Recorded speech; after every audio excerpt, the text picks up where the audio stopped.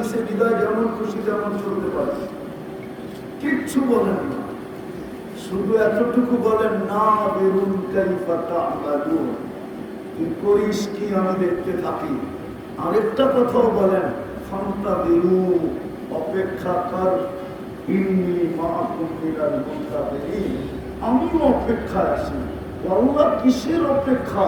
ইযা জাআকাল আজাল, তোর সীমারেখা আসতে দেরি, আকাশনাহু বাগতাতান, তোকে ছোঁয়া উঠাইতে দেরি করব না।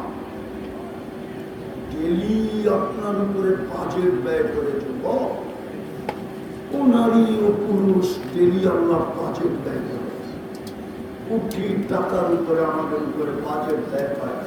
যদি আমি প্রযুক্তি দিয়া দেখি, যদি বিজ্ঞান দিয়া দেখি, যদি দুনিয়ার চলন, দুনিয়ার নীতি দিয়া দেখি, তাইলে আমাকে বলে ডেলি আমি কোটি টাকা বা কোটি টাকার উপরে বাজেট তৈরি করে ব্যয় করি। এই জন্যই দাবি সোনা হয়ে আসে। নিজেকে সোনা বানা, নিজেকে সোনা বানা, সোনা ওই স্বর্ণ বানা যে আমি তোকে জান্নাত দিয়ে যেন কিনতে পারবো। আল্লাহ মুমিনের কথাই বলছে, কোনো কাফেরের কথা বলে না। মুমিন কি বলছে? তোকে আমি কিনতে চাই, যদি নিজেকে বানা সোনা। আমি তো রহমতের ছোঁয়া লাগাই দিছি, নাইলে তুই মানুষ হলি কি করা? রহমতের ছোঁয়া লাগাই দিছি, নাইলে তুই মুসলমানের ঘরে আসলি কি করা? ছোঁয়া লাগাই দিছি, নাইলে তুই উম্মতে মুহাম্মদী হলি কি করা? যে উম্মতে মুহাম্মদী হওয়ার পরে আমি তোর ভাগ্যকে খুলে দিলাম, কপালকে এত বড় করলাম যে দুনিয়ায় কোনো ফিতা নাই, তোর কপাল মাইপা বলবে কত বড়। আমাদের কপাল বাস্তবিক এত বড়।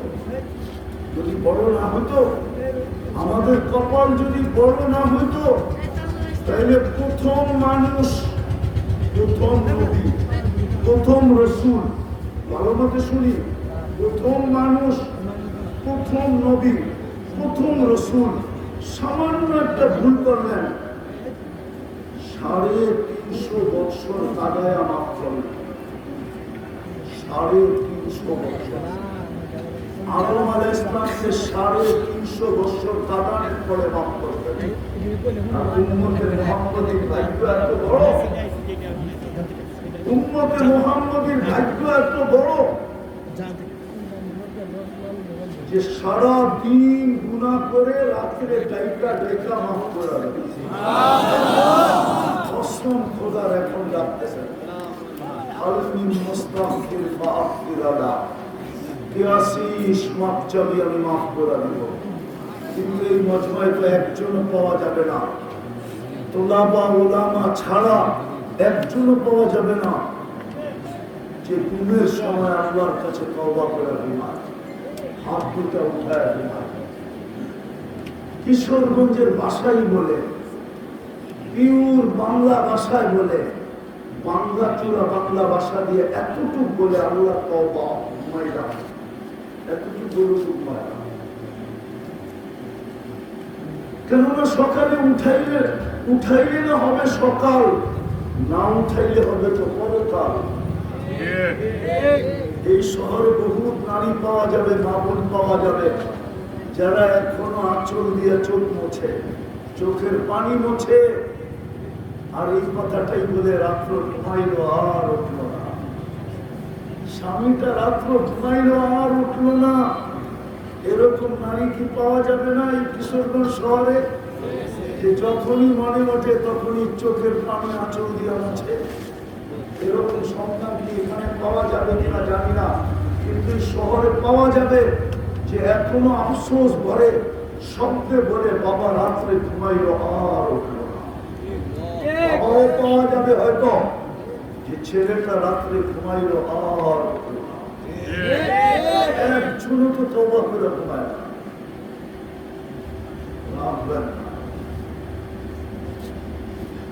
আপনাকে তো রহমতের ছোঁয়া দিয়ে দিয়েছিলেন এই জন্যই যে আপনি যেন নিজেকে সোনা বানা মুসলমানের ঘরে।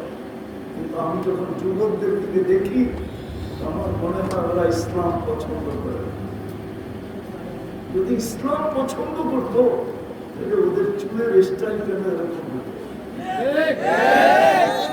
ওরা 14 তারিখ কেন উদযাপন করতো? ওরা 31st নাইট কেন করতো? ওদের পোশাক আশাক কেন এরকম হতো? ওদের চাল চলন কেন এরকম হতো? ওদের খাওয়া দাওয়া কেন এরকম হতো? আমার সমাজটাই বা কেন এরকম হতো? আমার সমাজের মানুষ তো ইসলামকে পছন্দ করে না। যদি পছন্দ করতো, হায় হায় হায়, লাভ হয় না, পায়ে হাত রাখি, তাহলে মুসলমান কোনদিন সকালে উঠা শেখ করতো না। কেন আল্লাহ তো বলে সুলদিনাকে রিজাল বিল্লুহা, আমি তোকে সাজাইছি দাড়ি দিয়া।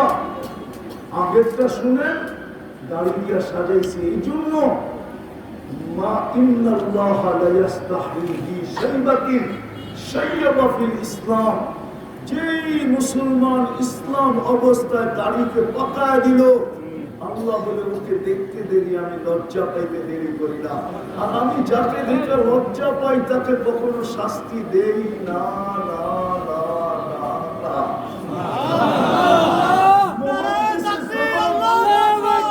মুহাদ্দিসে জামান তো দাড়ি রেখে জান্নাতে চলে গেলেন। হুজুরে জিজ্ঞেস করলেন, মুহাদ্দিসে জামান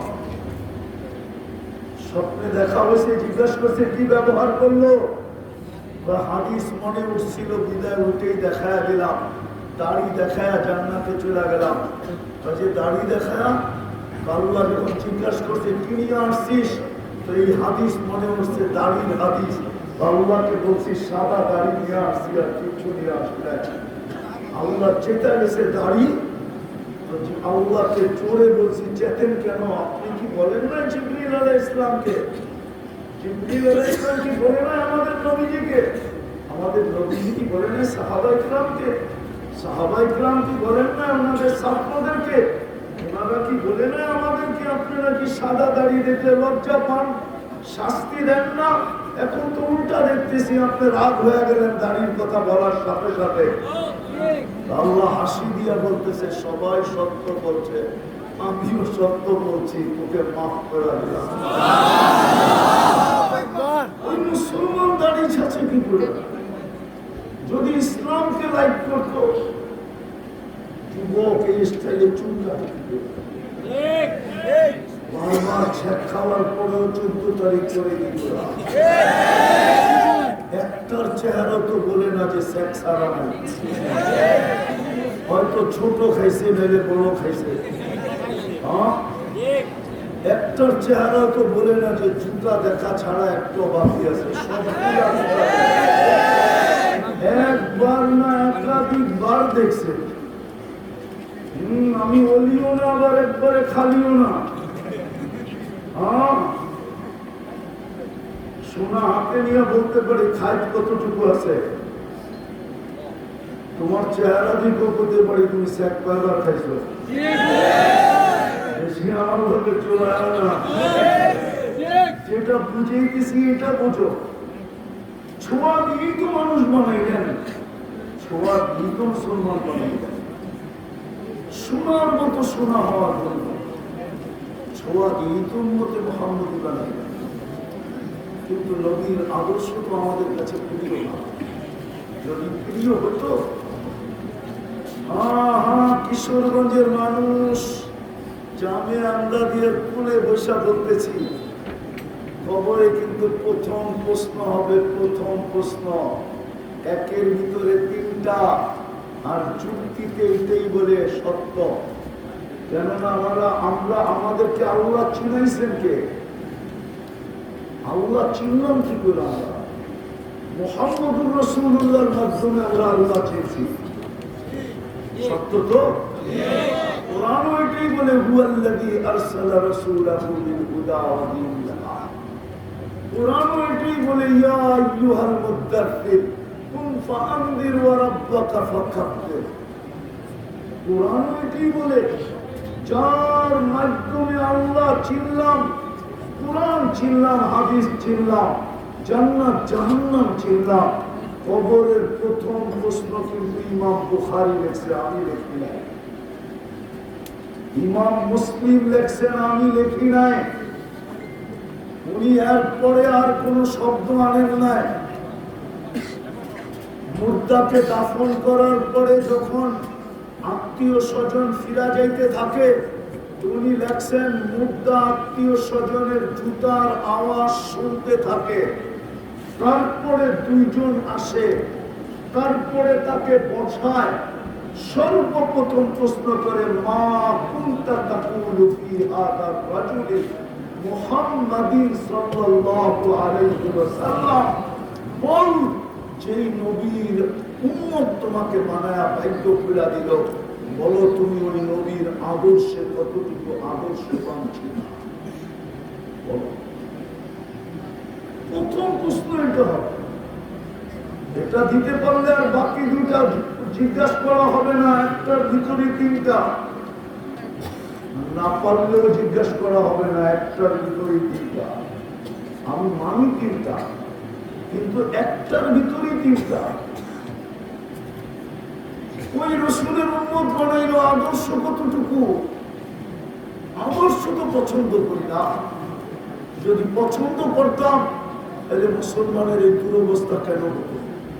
আজকে যে মুসলমানের দুরবস্থা, 250 কোটি থাকা সত্ত্বেও, 60টা মুসলিম দেশ থাকা সত্ত্বেও, 4 দেশের টাকা সবচেয়ে বড় থাকা সত্ত্বেও, দুনিয়ার ভিতরে সবচেয়ে বেশি প্রসাধনী ব্যবহার করে মুসলমান, আসবাবপত্র ব্যবহার করে মুসলমান, দুনিয়ার সবচেয়ে দামি ব্র্যান্ড ব্যবহার করে মুসলমান, দুনিয়ার সবচেয়ে বেশি কাপড় চোপড় ব্যবহার করে মুসলমান, দুনিয়ার সবচেয়ে বেশি আইটেম খায় মুসলমান, দুনিয়ার সবচেয়ে বেশি সম্পদ মুসলমানের কাছে, 70% সম্পদ মুসলমানের কাছে।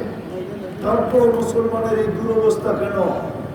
সারা দুনিয়া মুসলমানকে নিয়ে খেলতেছে কেন? আল্লাহ তাকায় দেখেন না তো দেখেন না কেন? আল্লাহর তো অঙ্গীকার ছিল আমাদের ব্যাপারে। আল্লাহর তো অঙ্গীকার ছিল, উলাইকা লাহুমুল আমান, ওদেরকে আমি নিরাপত্তার চাদরের ভিতরে রাখবো। আজকে আমরা নিরাপত্তাহীনতায় নিজের দেশেও দেখতেছি কেন? কেন মুসলমানের এই দুরবস্থা? ভালো মতে বুঝেন, ভালো মতে কাজে দিবে। কিন্তু মুসলমানের এই দুরবস্থা কেন আজকে? মুসলমানের তো এই দুরবস্থার হওয়ার কথা ছিল না। উম্মতে মুহাম্মাদের তো দুরবস্থা হওয়ার কথা ছিল না। যেখানে একজন চাইলে ফেরেশতা নাইমা চলে আসতো, একজন চাইলে। আমি প্রমাণ দিতেছি, প্রমাণ। ওই জায়গা আমি 2 চোখে দেখা আসছি, 2 চোখে। 1 লক্ষ মুমিদের সাথে যেখানে মুসলমানদের যুদ্ধ হয়েছে, শুধু 8000 আর 1 লক্ষ চতুর্দিক দিয়ে বেষ্টন করে ফেলছে। ইবনে ওমর রাদিয়াল্লাহু তাআলা আনহু বলেন, সবাই ভাবতেছিলাম কবর এখানে হবে। আমার পাশেই জীর্ণ শীর্ণ একটা দাঁড়ানো ছিল, পেটে ভাত ছিল না, শরীরে কাপড় ছিল না, পায়ে জুতা ছিল না। উপর দিকে উঠায় জানি ক্ষীণ শব্দে কি বললো, একটু ভালো মতে কান পাইতা শুনলাম তো শুনলাম বলতেছে, ইয়া রাব্বা মুহাম্মদ উনসুর উম্মতা মুহাম্মদ। এতটুক বলতে দেরি, ও রব্বে মুহাম্মদ, উম্মতে মুহাম্মদের সাহায্যের সময় কি এখনো আসে নাই? বলতে দেরি। ইবনে ওমর বলেন, আকাশ ফাটতে দেরি হলো না। আমি দেখতেছি আকাশটা ফাটা গেল। সাদা অশ্বারোহী, সাদা পোশাকে, কলেমার ঝান্ডা হাতে, মাথায় পাগড়ি, আমার দিকে ছুটতে শুরু করলো। তার পিছনে একটার পর একটা বাণী হতে থাকলো। চোখের পলকে প্রথমটা মাথার উপরে চলে আসলো, আর একটা চিৎকার দিল, অবশ্যই, ইয়া উম্মতা মুহাম্মদ জাআ নুসরা রাব্বা মুহাম্মদ, ও উম্মতে মুহাম্মদ, সুসংবাদ গ্রহণ করো, তোমাদের রবের সাহায্য চলে আসছে। ইবনে ওমর বলেন, সামনের দিকে তাকাইলাম তো দেখলাম রোগীরা ভাগতে শুরু করলো। কেন যে ভাগতে শুরু করলো এটাও বুঝে উঠতে পারলাম না। আমরাও পিছিয়ে ভাগতে শুরু করলাম। যা জাহান্নামে পৌঁছায় দিলাম, বাকিগুলা ভাইগা চলে গেল। গনিমতের মাল জমা করে পাহাড় বানায় দেন। আজকে 16টা মাস ফিলিস্তিনের জন্য এরকম আল্লাহ ওয়ালারা সারা রাত্র কাঁদে। জিজ্ঞেস করেন কাঁদে না কাঁদে না? বাংলাদেশের কোন ওলামা কাঁদে না? কোন মাদ্রাসা, যে মাদ্রাসায় ডেলি ফিলিস্তিনের জন্য দোয়া হয় না? সাহায্য কোথায়? ওই ফিলিস্তিন যেখানে ইব্রাহিম আলাইহিস সালামকে 14 বছর আগে আমি ঘুমাইতে দেখে আসছি। আমি তো 14 বছর আগে ফিলিস্তিন দেখছি, ঘুমাইতে দেখে আসছি ফিলিস্তিনে ওয়াদিয়ে খলিল, যেখানে ওনার রওজা, ওটার নাম হলো ওয়াদিয়ে খলিল, ওনার নামে নামকরণ ওয়াদিয়ে খলিলে ঘুমাইতেছেন। মুসা আলাইহিস সালামকে তো দেখে আসলাম ওয়াদিয়ে মুসায় ঘুমাইতেছেন, যেটাকে বুখারী শরীফ বলে কাসিদে আহমদ, ওইখানে উনি ঘুমাইতেছেন। 70 জন নবীর কবর যেখানে চিহ্নিত, 45,000 সাহাবায়ে কেরাম যেখানে ঘুমাইতেছেন। মুসলমান